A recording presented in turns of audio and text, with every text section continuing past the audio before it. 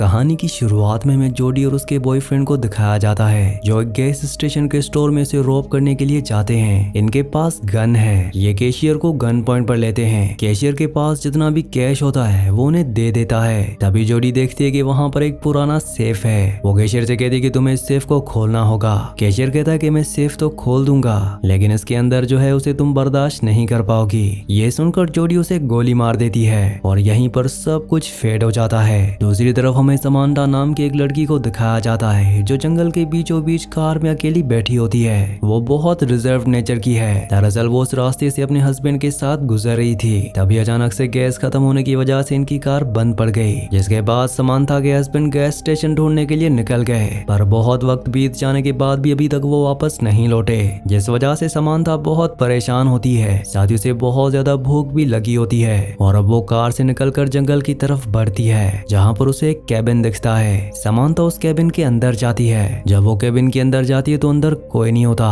वहाँ पर एक बैग होता है जिसके अंदर उसे स्नैक्स का एक पैकेट मिलता है। तभी अचानक उसे एहसास होता है कि अंदर कोई ना कोई आ रहा है। वो जल्दी से पेड़ के नीचे छुप जाती है। अंदर उसे किसी के पैर दिखते हैं। साथ ही जो आदमी अंदर आया है उसके पास एक कुल्हाड़ी भी है। ये देखकर समांथा बहुत ज्यादा डर जाती है। वो आदमी बैग से कुछ निकालता है और बाहर चला जाता है और अब उसके जाने के बाद समांथा भी वहाँ से बाहर निकलती है। लेकिन जल्दी वो आदमी जो केबिन के अंदर आया था वो समांथा तक पहुंच जाता है। वो समांथा को बताता है कि उसकी गाड़ी भी यहाँ पर खराब हुई थी। 3 दिन से वो यहाँ से निकल नहीं पाया। समांथा कहती है कि मेरी गाड़ी पास ही में है और अब ये दोनों के दोनों समांथा की गाड़ी के पास जाते हैं। इस आदमी का नाम टॉम है। टॉम समांथा की गाड़ी स्टार्ट करने की कोशिश करता है लेकिन इसका कोई फायदा नहीं होता। इनके पास खाने के लिए सिर्फ एक ही स्नैक्स का पैकेट है। इसी पैकेट से इन्हें सर्वाइव करना होगा। टॉम कहता है कि हमें कैबिन में वापस जाना चाहिए पर समांथा मना कर देती है। वो कहती है कि मैं अपने हस्बैंड का यहीं पर इंतजार करूंगी।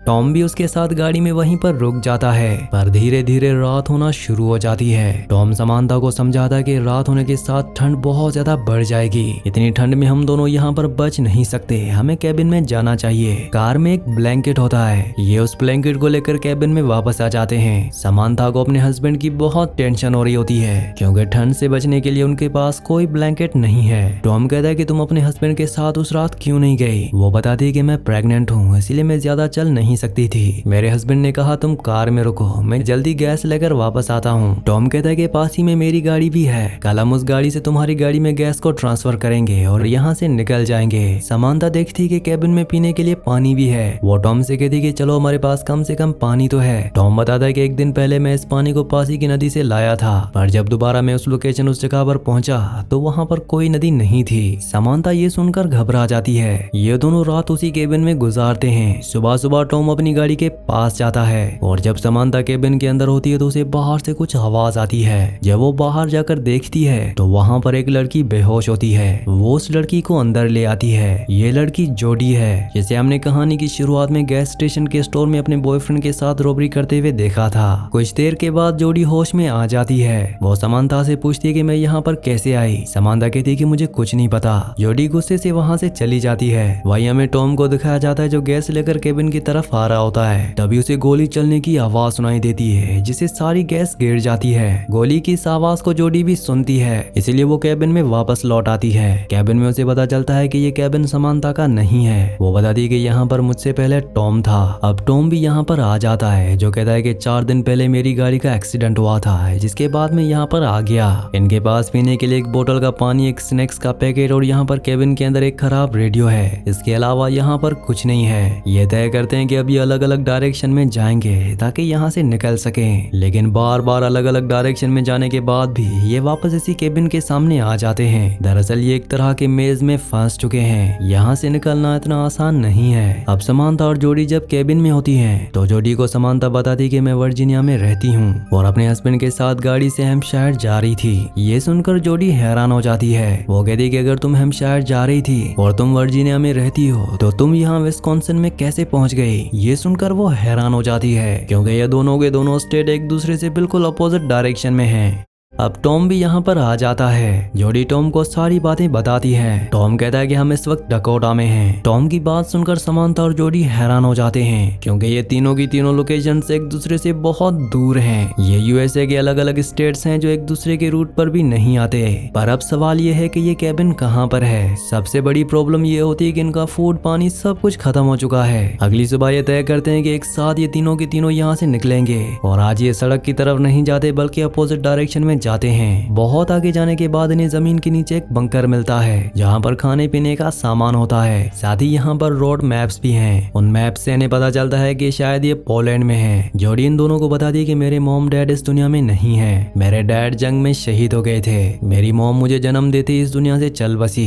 इसलिए मुझे हैम्पशायर में अपने ग्रैंड पेरेंट्स के साथ रहना पड़ा। उन्होंने मेरी परवरिश पर कभी ध्यान नहीं दिया, जिस वजह से मैं गलत रास्तों पर चल पड़ी। समांथा कहती कि मेरी मॉम ने मुझे बताया था कि मेरे डैड एक जर्मन सोल्जर थे जो कि एक एयर स्ट्राइक में मारे गए। मैंने उन्हें कभी नहीं देखा। उनकी मौत के बाद मेरी मॉम ने दूसरी शादी कर ली और अब मेरे हस्बैंड एडम का भी 4 दिनों से कोई पता नहीं है। मैं प्रेग्नेंट हूँ और नवंबर में मेरी डिलीवरी होने वाली है। टॉम का इस दुनिया में कोई नहीं होता। उसने अपना पूरा बचपन ऑर्फनेज में बिताया था, इसीलिए उसे पूछने वाला कोई नहीं। अब ये बहुत सारा खाना लेकर ऊपर जाते हैं और अपने सफर पर आगे बढ़ते हैं, लेकिन कुछ ही दूर जाने के बाद एक बार फिर से उसी केबिन के बाहर पहुंच जाते हैं। दरअसल बंकर मिलने के बाद इन्हें लगा था कि ये एक नए रूट पर हैं, पर अभी भी ये उसी जगह पर फंसे हुए हैं। ये सब के सब केबिन के अंदर आ जाते हैं। समांथा को पता चलता है कि जोडी के पास बहुत सारे पैसे हैं जो उसने गैस स्टेशन के स्टोर से अपने बॉयफ्रेंड के साथ रॉब किए थे। और अब समांथा जब उन पैसों को देखती तो वो कहती है कि ये नकली हैं क्योंकि इनमें सन 1984 लिखा है। फ्यूचर के पैसे अभी से कैसे छप गए? ये सुनकर जोडी हैरान हो जाती है। वो कहती है कि ये पैसे 1 साल पहले छपे हैं। ये सन 1985 है। समांथा कहती है कि ये सन 1985 नहीं बल्कि 1962 है। टॉम कहता है ना ये 1962 है ना ही 1985, ये सन 2011 है। और अब इन तीनों को समझ में आ जाता है कि ये अलग अलग सालों से तीनों की तीनों यहाँ पर एक जगह मिल चुके हैं। लेकिन इससे पहले कि ये कुछ समझ पाते, बाहर से इन्हें गोलियां चलने की आवाज सुनाई देती है। वहाँ पर एक जर्मन सोल्जर होता है। इन्हें लगता है कि वो इन तीनों की मदद करेगा, लेकिन वो इन तीनों को बंदी बना लेता है। साथ ही केबिन में जो रेडियो होता है वो उसे ठीक करने की कोशिश करता है ताकि वो अपने साथियों को इन्फॉर्मेशन दे सके। और ये रेडियो 1940s का है। साथ ही बंकर भी जो वर्ल्ड वॉर 2 में इस्तेमाल किया जाता था। समांथा को टॉम पर शक होता है।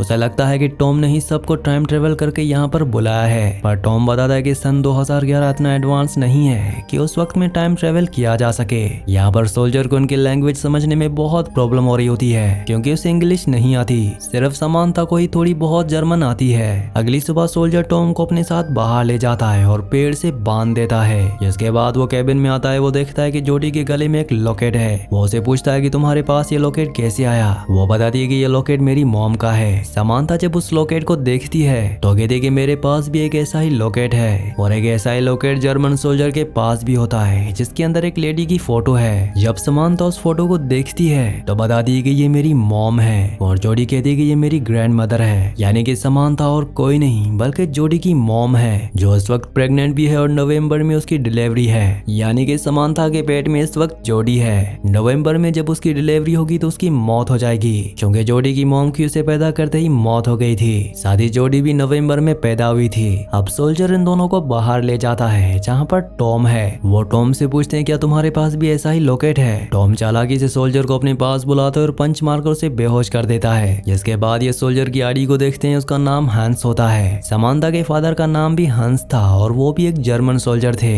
यानी कि ये समांथा के फादर हैं जिनकी मौत पोलैंड एयर स्ट्राइक में हुई थी। और जोडी समांथा की बेटी है। जोडी बताती है कि मेरे फादर का नाम भी एडम था जो कि समांथा के हस्बैंड का नाम है। वो कहती है कि मेरे फादर की मौत वियतनाम वॉर में हुई थी, जिसके बाद मेरे ग्रैंडफादर और ग्रैंड मदर ने मुझे पाला। समांथा ये सुनकर बहुत इमोशनल हो जाती है क्योंकि उसकी कुछ ही महीनों बाद मौत हो जाएगी। साथ ही उसके सामने उसकी बेटी है, इसलिए वहाँ से चली जाती है। और अब टॉम जोडी को बताता है कि मेरे पास भी एक ऐसा ही लॉकेट था जो कि मेरी मॉम का था, पर मैंने उसे कभी खोलकर नहीं देखा क्योंकि मैं उसे नफरत करता था। उसने मेरे फादर को और एक कैशियर को गोली मारी थी, जिसके बाद उसे मौत की सजा सुनाई गई। जब वो जेल में थी तो वहीं मेरा जन्म हुआ। मैंने अपना पूरा बचपन ऑर्फनेज में बिताया। दरअसल इस कहानी की शुरुआत में गैस स्टेशन के जिस स्टोर में जोडी और उसका बॉयफ्रेंड रॉबरी कर रहे थे तो वहाँ पर उसने कैशियर को गोली मार दी थी, जिसके बाद उसने अपने बॉयफ्रेंड को भी मार दिया था और उसी के इल्जाम में जोडी को मौत की सजा सुनाई गई। जोडी ये सुनकर बहुत ज्यादा परेशान हो जाती है। वो बाहर समांथा के पास आती है। समांथा बताती है कि जब मेरे फादर एयर स्ट्राइक में शहीद हुए उसके बाद में एडम के पेरेंट्स के घर चली गई। एडम के पेरेंट्स मुझ पर बहुत ज्यादा ज्यादती करते थे, वो मुझे बहुत मारते थे। ये कहते कहते वो इमोशनल हो जाती है। साथ ही वो अपने सपने के बारे में बताती है। वो कहती है कि जब से मैं इस कैबिन में आई हूँ तो मुझे अक्सर एक सपना आता है कि डिलीवरी के दौरान मेरी मौत हो गई। टॉम कहता है कि मुझे भी एक सपना आता है कि मैंने एक प्रीस्ट को गोली मारी है। जोडी भी अपने सपने के बारे में बताती है जिसमें उसे सजाए मौत दी गई थी। दरअसल ये इनका सपना नहीं बल्कि फ्यूचर में इन सब के साथ ही हादसे होने वाले हैं। समांथा अपने डैड के पास जाती है और उसे कहती है कि तुम मेरे डैड हो। वो उनकी रस्सियां खोल देती है पर उसके डैड जो एक जर्मन सोल्जर हैं वो कहते हैं कि मुझे किसी भी कीमत पर अपने मिशन को पूरा करना होगा, इसलिए वो कैबिन से बाहर चले जाते हैं। टॉम यहाँ पर मैप्स को देखता है, तब उसे पता चलता है कि ये साल 1945 है और आज ही वो दिन है जब उसके ग्रैंडफादर यानी कि हंस की मौत हुई थी। वो कहता है कि अगर हम उन्हें बचा लें तो सब कुछ बदल जाएगा। हमारी जिंदगी में जो भी दुख आए थे वो दुख कभी नहीं आएंगे। हमें किसी भी कीमत पर जर्मन सोल्जर हंस को मरने से बचाना होगा। ये हंस के पास जाते हैं। हंस इन पर गन पॉइंट कर देता है क्योंकि वो अपने मिशन को पूरा करना चाहता है। टॉम उसे रोकने की कोशिश करता है पर हंस उस पर गोली चला देता है, लेकिन जोडी बीच में आ जाती है जिसे जोडी को गोली लग जाती है। हंस वहाँ से भाग जाता है। टॉम समांथा से कहता है कि तुम्हें जोडी को मरने से बचाना होगा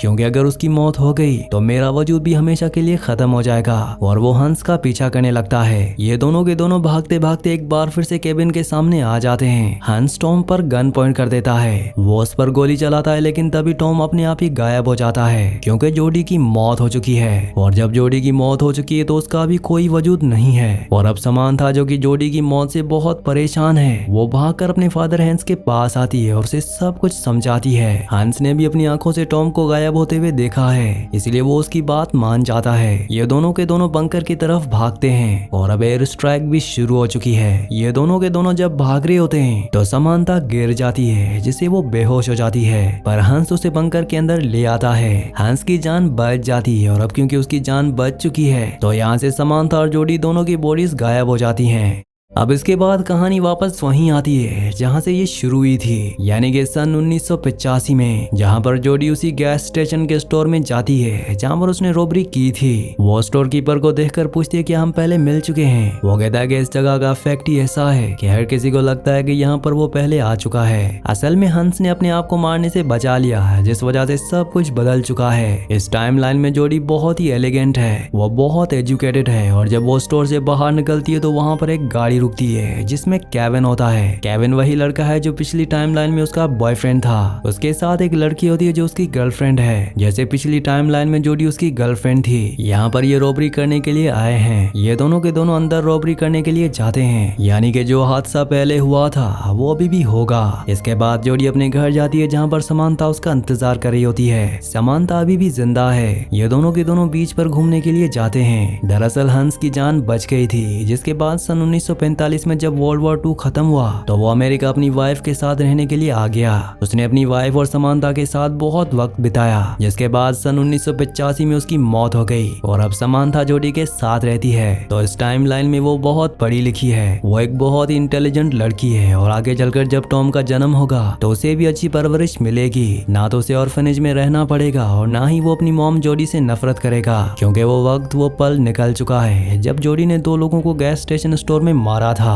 और इसी हैप्पी एंडिंग के साथ इस मूवी का एंड हो जाता है। अगर ये वीडियो आपको पसंद आए तो वीडियो को लाइक और चैनल को सब्सक्राइब लाजमी से कर देना।